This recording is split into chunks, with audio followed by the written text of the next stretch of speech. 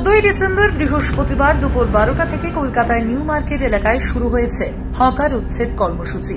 হাইকোর্টের নির্দেশে new market থানার অফিসার ও পুলিশ বাহিনীর উপস্থিতিতে এবং হকার সংগ্রাম কমিটির সহযোগিতায় এই অভিযান চলে। নিউ মার্কেট এলাকায় যে সকল হকারেরা নিজেদের ইচ্ছামতো জায়গা ঘিরে ব্যবসা করতেন, মানুষেরা চলাফেরা করতে পারতেন না, তাদের আজকে নির্দিষ্ট জায়গা মাফ করে দেন এবং 48 ঘন্টা সময় দেন। তার মধ্যে যেন ওই মাপের মধ্যে বসে যদি না শোনে তাহলে বাধ্য হবেন আইনত কাজ করতে। তারা বলেন কোনো মতে দুদিকে বসা যাবে না, যাদের নাম লিস্টে রয়েছে তারাই একমাত্র এক লাইনের মধ্যে বসতে পারবেন এবং সেটি নির্দিষ্ট মাপের মধ্যে। বিভিন্ন সংগঠনের উপস্থিতিতে অফিসারদের বুঝিয়ে কিছুটা কাজ ব্যাহত রাখেন। তারা বলেন আলোচনা করে এদের আমরা বোঝাবো, কারণ প্রত্যেকের বাড়িতেই ফ্যামিলি রয়েছে, ব্যবসা বন্ধ হয়ে গেলে সংসার চলবে কি করে, তাই এদের একটা সময় দিয়েছি।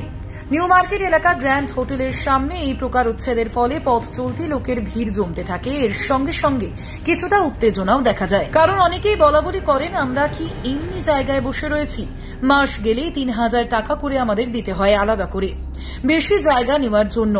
এর ফলে উভয় সংগঠনের মধ্যে একটা উত্তেজনা দেখা যায়। সংগঠনের লোকেরা শুধু একটি কথাই বলেন, কাউকেই উঠতে হবে না, আমরা তার ব্যবস্থা করে দেব, কিন্তু সরকারের নিয়ম মেনে তাদের কাজ করতে হবে, নচেত আমরা তাদের লাইসেন্স ও রিনিউয়াল বাতিল করতে বাধ্য হব।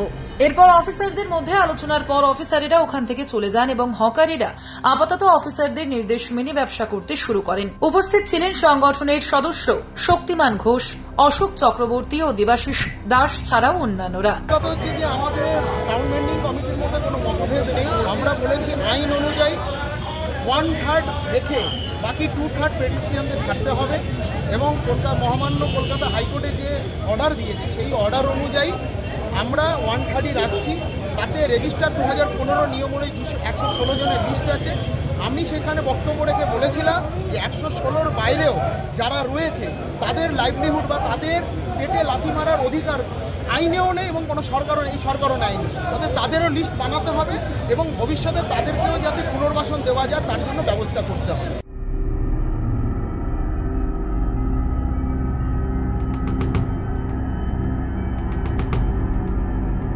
কলকাতা থেকে সমরেশ রায়ের report, U Bangla TV. U Bangla TV হৃদয় ছুঁয়ে যায়।